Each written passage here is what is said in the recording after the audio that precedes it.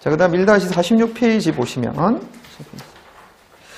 국세징수권 내지 소멸시효에 해당되는 부분들 나왔죠. 1번에 이제 의해 국세징수권.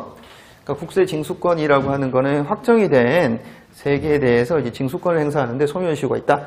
그럼 이 징수권의 행사라고 하는 거는 고지, 독촉, 압류, 교부, 청구 이런 걸 통해 가지고 징수권이 행사가 된다. 이렇게 생각하시면 되겠습니다. 자, 밑에 이제 소멸시효의 기간에 해당되는 부분들이 몇 년이다? 10년, 5년. 5억 기준으로 그 위는 10년. 그 밑에 5년이다. 근데 이제 가산세를 제외한 금액이다. 이렇게 돼 있죠? 가산세 제외한 금액을 기준으로 본세를 기준으로 해야 된다. 그 다음 밑에 소멸시효의 기산일은 동그라미 1번 같은 경우에는 이게 법인세, 소득세, 부가가치세를 말하는 거죠.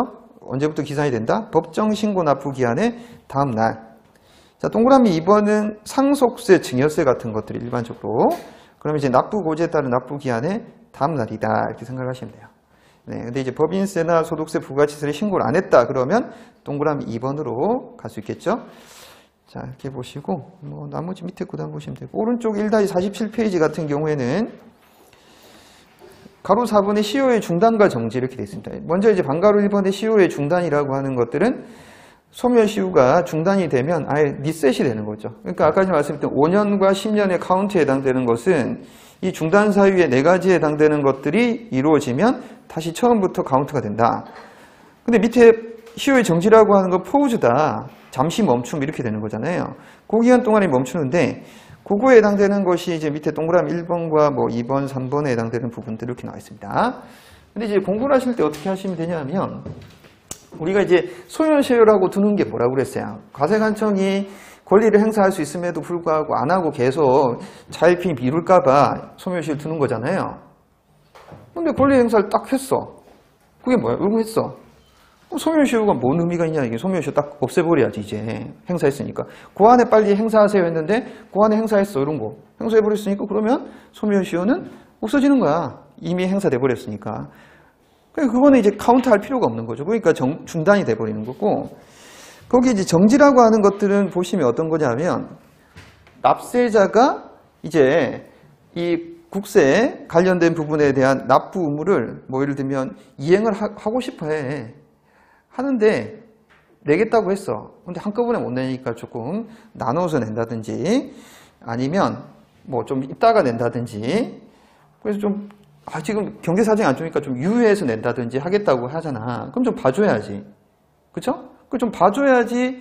근데 이제 악용을 할까 봐 어떤 경우 이렇게 좀 이따 낼게요 하면서 5년 10년 있다가 낼 수도 있기 때문에 낼게요 하는 기간 동안은 그때는 카운트 안 하고 대기하고 있다는 이야기예요. 그게 이제 1번이라든지 동그라미 1번에 해당되는 거죠. 분납 기간, 뭐 유예된다든지 징수 기간, 압류 매각 유예 기간 또는 연부 연납 기간. 어차피 천천히 좀 시차 두고 나누어서 낼 거니까 기다려 달라. 그러면 청구권의 행사를 우리가 물리적으로 하는 것 자체가 지금 힘든 상황인 거잖아요. 내겠다고 하는데 거기 가가지고 빨리 안 내 이렇게 하는. 내겠습니다 하는데.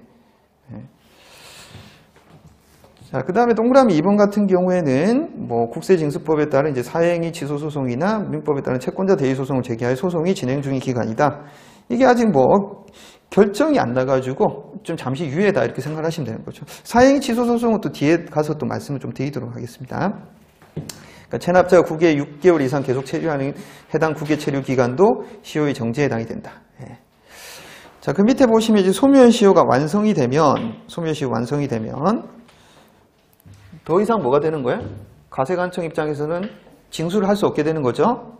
자, 그러면 그게 미치는 영향은 본세뿐만 아니라 뭐 강제 징수비, 이자 상당액 뿐만 아니라 보충적 납세 의무를 띠는 제2차 납세 의무자, 납세 보증인, 물적 납세 의무자에게도 효력이 미친다. 이 사람들한테도 세금을 걷어들일 수 없다. 이렇게 생각을 하시면 되겠죠. 자, 이렇게 보시고 밑에도 그냥 뭐 참고를 해서 좀 보시면 되겠고 나중에 시간 나시면. 자, 1-49페이지 납세의무 확장인데 이거부터는 좀 잠시 좀 쉬었다가 또 하도록 하겠습니다.